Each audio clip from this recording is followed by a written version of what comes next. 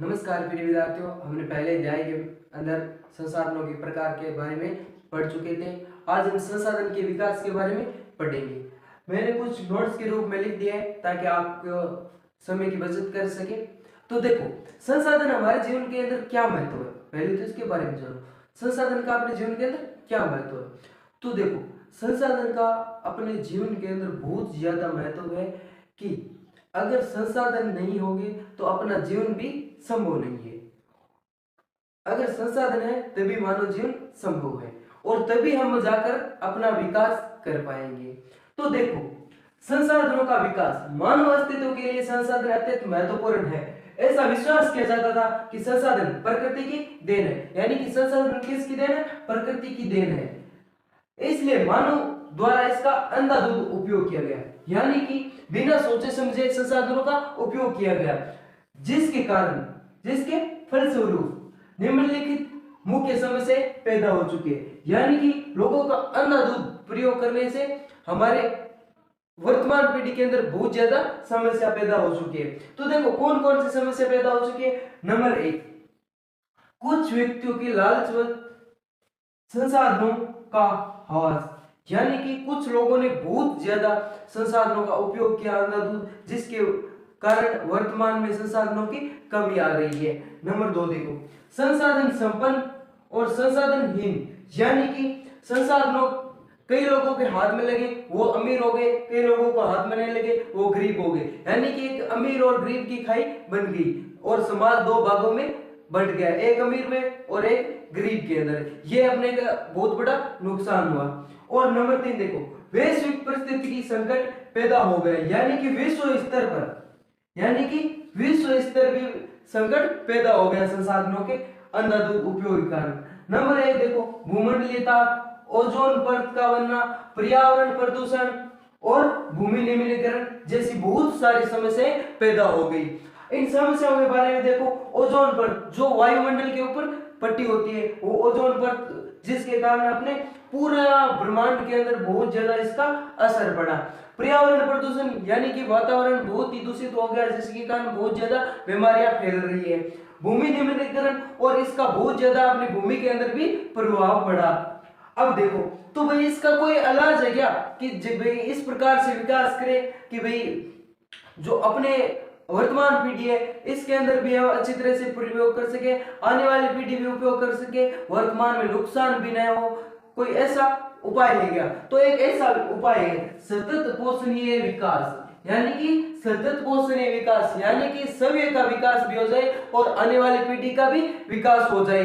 तो देखो क्या है, संसाधनों का ऐसा विवेकपूर्ण उपयोग, यानी कि बुद्धि के अनुसार प्रयोग करना है, ताकि न केवल वर्तमान पीढ़ी को अपितु भावी पीढ़ियों को भी आवश्यकताएं पूरी हो जाए, यानी कि आने वाली पीढ़ी की भी आवश्यकताएं पूरी हो जाए। अब आगे देखिए, संसाधन नियोजन, यानी कि संसाधन नियोजन क्या चीज है और इसकी आवश्यकता क्यों पड़ी। जैसे भारत जैसे बहुत बड़े देश के अंदर बहुत सारे संसाधन हैं, परंतु कहीं पर एक जैसे संसाधन उपलब्ध है तो दूसरे प्रकार के संसाधनों की कमी है। उनको समान रूप से संतुलित बनाने के लिए हमें संसाधन नियोजन की आवश्यकता है, यानी कि ऐसे उपाय और तकनीक जिसके द्वारा संसाधन को उचित उपयोग के लिए सुनिश्चित कर सके, यानी कि ऐसा हम योजना बनाए कि संसाधनों की समान रूप से मात्रा उपलब्ध करा सके। उदाहरण के रूप में देखो, जैसे झारखंड, मध्य प्रदेश और छत्तीसगढ़ में खनिज और कोयले जैसे संसाधनों की अधिक मात्रा है, परंतु दूसरे संसाधनों की कमी है। उसी प्रकार अरुणाचल प्रदेश में जल संसाधन तो अत्यधिक मात्रा में है, परंतु अन्य संसाधनों की कमी है। राजस्थान पवन और सौर ऊर्जा बहुत मात्रा में पाई जाती है, परंतु अन्य संसाधनों की कमी है, जैसे जल संसाधन है वो राजस्थान के अंदर बहुत कमी है। तो उसी प्रकार इन चीजों को संतुलित बनाने के लिए संसाधन नियोजन की आवश्यकता है। आगे देखो, भारत के अंदर संसाधनों का नियोजन, यानी कि हम भारत के अंदर संसाधनों का नियोजन किस प्रकार से कर सकते हैं। तो नियोजन एक जटिल प्रक्रिया है, नियोजन करना कोई आसान काम नहीं है, ये एक जटिल प्रक्रिया है। नियोजन करने के लिए हमें सर्वप्रथम क्या करना पड़ेगा कि प्रदेशों में संसाधनों की पहचान करके तालिका बनानी पड़ेगी, यानी कि भारत के अंदर जितने भी प्रदेश है उनकी पहचान करके हमें तालिका बनानी पड़ेगी कि भाई हाँ, यहाँ पर ये संसाधन अत्यधिक मात्रा में है, यहाँ पर ये संसाधन अत्यधिक मात्रा में है। तो पहले हमें एक तालिका तैयार करनी पड़ेगी जिससे हमें पता चल सके कि कहां पर कौन से संसाधन प्रचुर मात्रा के अंदर पाए जाते हैं। नंबर 2, संसाधन विकास योजना लागू करके, यानी कि नंबर 2 हम संसाधन के लिए विकास योजना लागू कर देंगे, यानी कि ऐसी योजना तैयार करेंगे जिससे संसाधन का नियोजन कर सके, यानी कि समान रूप से हम उपलब्ध करा सके, संसाधनों का अत्यधिक शोषण न होने दे, इस प्रकार की हम योजना तैयार करेंगे। नंबर 3 है संसाधन विकास योजना और राष्ट्रीय विकास योजना समन्वय स्थापित करके, यानी कि जो राज्य के अंदर संसाधन के लिए योजना चल रही है और राष्ट्र के लिए एक अलग योजना चल रही है, उन दोनों को हम एक साथ मिला देंगे। एक साथ मिलाने से वो एक योजना मजबूत बन जाएगी ताकि हम संसाधनों का नियोजन कर सके। आगे देखो क्या है संसाधनों का संरक्षण।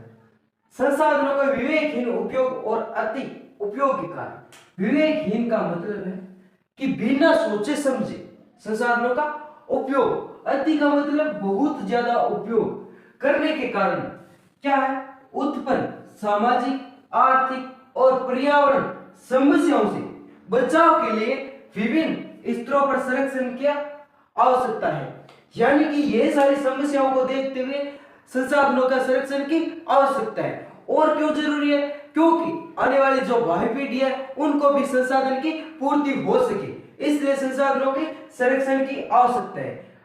देखो अभी हमारे पास हर व्यक्ति की आवश्यकता पूर्ति के लिए बहुत कुछ है, लेकिन किसी के लालच की संतुष्टि के लिए नहीं, अर्थात हमारे पास पेट भरने के लिए बहुत है लेकिन किसी की पेटी भरने के लिए नहीं।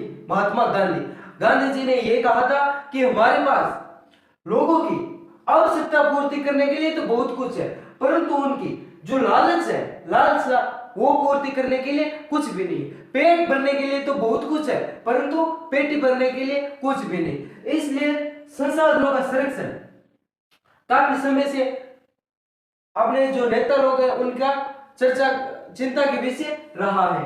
इसलिए संसाधनों का संरक्षण बहुत ही जरूरी है, क्योंकि अगर संसाधन नहीं होगा तो व्यक्ति का विकास भी असंभव हो जाएगा। इसलिए संसाधनों का संरक्षण कीजिए। अगला है भूमि संसाधन।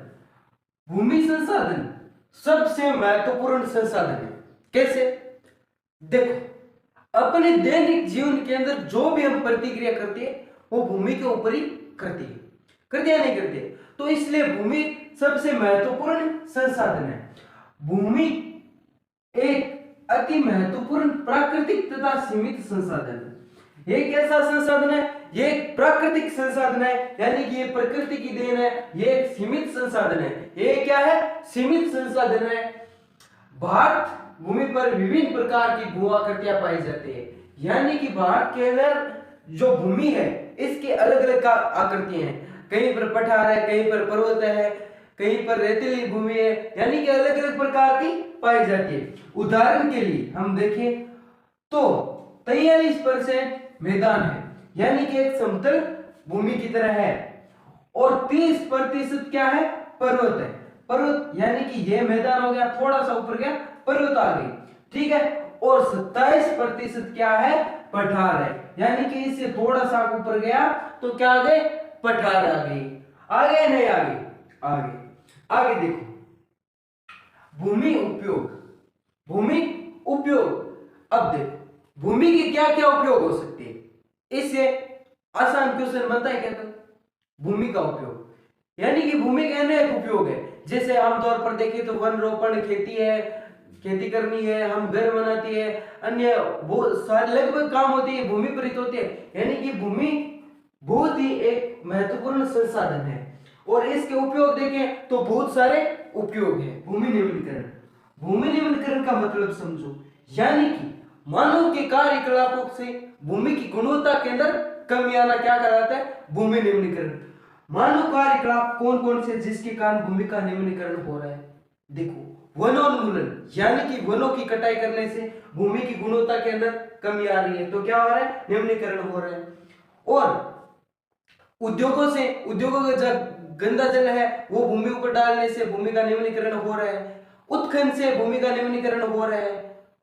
और बहुत सारे ऐसे उदाहरण हैं जिनकी वजह से भूमि का निम्नीकरण हो रहा है। तो देखो, इस निम्नीकरण का कोई इलाज है क्या, कोई उपाय है क्या? उसे क्या कहते हैं? संरक्षण। यानी कि इस निम्नीकरण का संरक्षण हम कैसे कर सकते हैं? यानी कि जो इसके निम्नीकरण के उदाहरण है उन सब को हम रोक कर क्या कर सकते हैं? संरक्षण करते हैं। जैसे क्या है कि वनोन्मूलन है, यानी कि वनों की बहुत ज्यादा कटाई हो रही है, तो उनकी कटाई न करके उनकी जगह पर हम पेड़ पौधे लगाया जाए हमारे द्वारा। और जो अत्यधिक पशुचारण वो कर रहे हैं उनको एक सीमित व्यवस्था के अनुसार चलाया जाए। जो बंजर भूमि है उसकी व्यवस्थित व्यवस्था करे कि भाई हाँ इसके लिए ये व्यवस्था बनाएगी ताकि वहां क्या कर सके, उसका संरक्षण कर सके। और जो उद्योगों का गंदा जल है उसको भी हम कहीं अलग जगह डालें या उसकी कोई अलग से व्यवस्था करें ताकि भूमि दूषित न हो। तो ये है भूमि निम्नीकरण और संरक्षण।